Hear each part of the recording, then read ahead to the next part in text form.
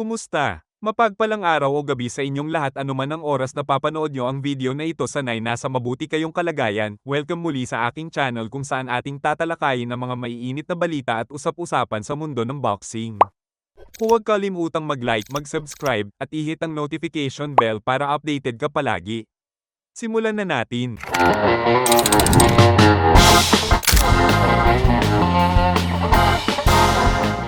Matapos maglabas ng video si Carl Martin na tila may hamon para kay Cuadro Alas Casimero, tila umiinit na ang sitwasyon.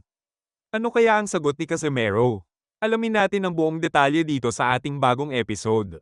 Sa isang video na kumalat online, maririnig si Carl Martin na may matapang na mensahe para kay Cuadro Alas.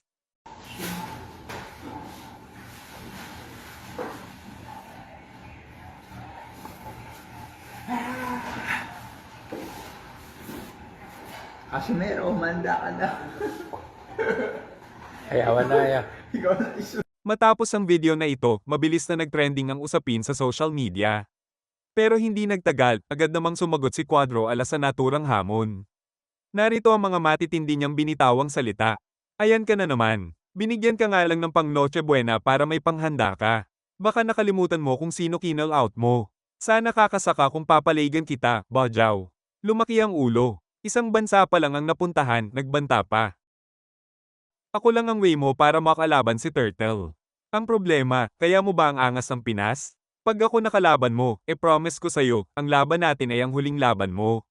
Amateur ka pa, huwag muna lumaki ang ulo. Alam mo naman ang kakayahan mo. Kaya ka nag-number 2 sa ranking, mga professional nga nakapaligid sa iyo pero ikaw, hindi. Magmano ka para may balato ka. Matapos ang mga sagot ni Cuadro Alas, mabilis namang nagkaroon ng iba't ibang reaksyon ng mga fans. May mga pabor kay Casimero, pero may mga nagtatanggol din kay Carl Martin. Narito ang ilan sa kanilang mga komento. Grabe ang tapang daw ni Carl Martin, pero kayang-kaya ni Casimero yan.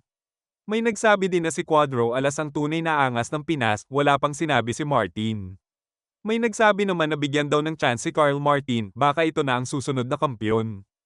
Hindi rin nakaligtas sa usaping ito ang pamilya ni Carl Martin. Pinagtanggol siya ng kanyang ina na si Ermelinda Martin na diretsyong bumatiko sa mga Casimero brothers. Narito ang kanyang naging pahayag. Hinding-hindi pwede si Casimero Inidoro Bungangero ang kapatid mo. Halos gusto nyo mabura at pabagsakin si Wonderboy. Matupad lang pangarap nyo na makuha ang rankings niya para kayo na ang lalabanan ni Inoue. Which is unworkable or doesn't work, bandang kapatid mo na si Casimero sa Japan and in the US dahil sa mga katutak na kaso niyang hinaharap. In the first place di na siya pinapansin ni Inoue.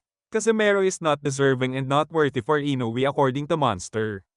Ang pahayag na ito ni Ermelinda Martin ay nagdulot pa ng mas maraming diskusyon sa online community. Ang tanong ng marami, magkakaroon ba ng closure ang usaping ito? O mas lalo lang bang lalala ang bangayan ng magkabilang kampo? Mga kaibigan, mukhang mas lalong umiinit pa ang mundo ng boxing sa Pilipinas. Ang tanong, magkakatotoo kaya ang laban na ito? At sino kaya ang mananaig kung sakali? Si Carl Martin ba na matapang at may mataas na pangarap maging champion o si Cuadro Alas Casimero na may mabibigat na karanasan? Abangan ang mga susunod na balita tungkol dito. Huwag kalimutang mag-like, mag-comment at mag-subscribe para updated kayo palagi sa mga usapan sa mundo ng boxing. Salamat sa panonood at kita-kits sa susunod na video.